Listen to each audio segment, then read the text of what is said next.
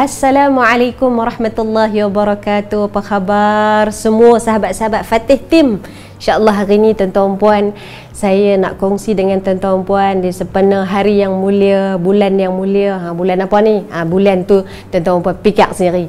Bila kita sebut hari ini tuan-tuan puan, hidup di dalam dunia yang penuh ujian, hidup di tahun yang banyaknya cabaran yang mendatang, hidup di zaman ni kita takkan pernah menyangkakan apa takdir yang sedang Allah Ta'ala hamparkan.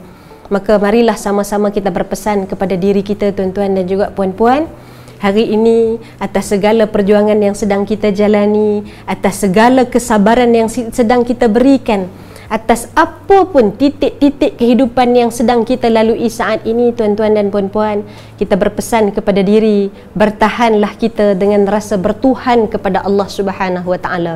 Karena kalau kita hidup ini tuan-tuan puan, kita bertahan dengan suami sampai masa suami ibu hilang. Kerana hakikat hayat manusia ini hanya dua pilihan.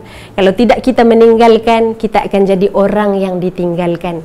Kalaulah ibu ditinggalkan oleh suami ibu, kalau kita bertahan kerana suami, maka sampai masa hilang kekuatan. Jangan bertahan kerana anak, kerana sampai masa anak juga akan meninggalkan kita. Maka kerana itu Al-Quran berpesan kepada kita, bertahanlah dengan bertuhankan Allah Subhanahu Wa Taala. Kerana orang yang bertahan dengan Allah, Allah pasti akan sentiasa ada.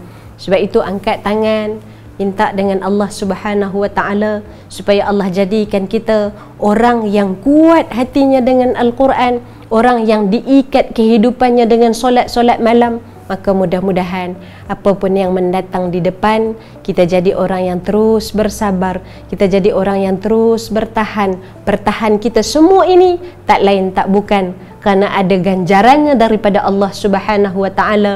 Dan yang paling kita inginkan, ingat apa pesan surah Al-Kahfi, visi orang yang beriman, faman kana yarju liqa'a rabbih falyamal 'amalan salihah. Siapa yang nak bertemu dengan Tuhannya, maka buatlah dia amal soleh. Maka mudah-mudahan kesabaran yang sedang kita berikan, inilah amal soleh yang sedang kita persembahkan kepada Allah Subhanahu Wa Taala. Inilah segenggam tabah yang sedang kita bawa dalam kehidupan, dan moga-moga inilah asbab untuk kita bertemu dengan Allah Subhanahu Wa Taala di syurga.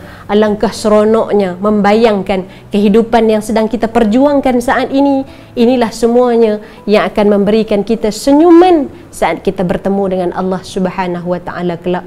InsyaAllah, mudah-mudahan semua yang sedang menyaksikan siaran ini, yang sedang memberikan sokongan kepada tim Fatih Tim, InsyaAllah semuanya orang-orang yang diberikan kekuatan dengan hadirnya rasa bertuhan. Wallahu alam, panjang umur murah rezeki. Teruskan beri sokongan kepada Fatih Tim. Kita jumpa lagi. Assalamualaikum warahmatullahi wabarakatuh.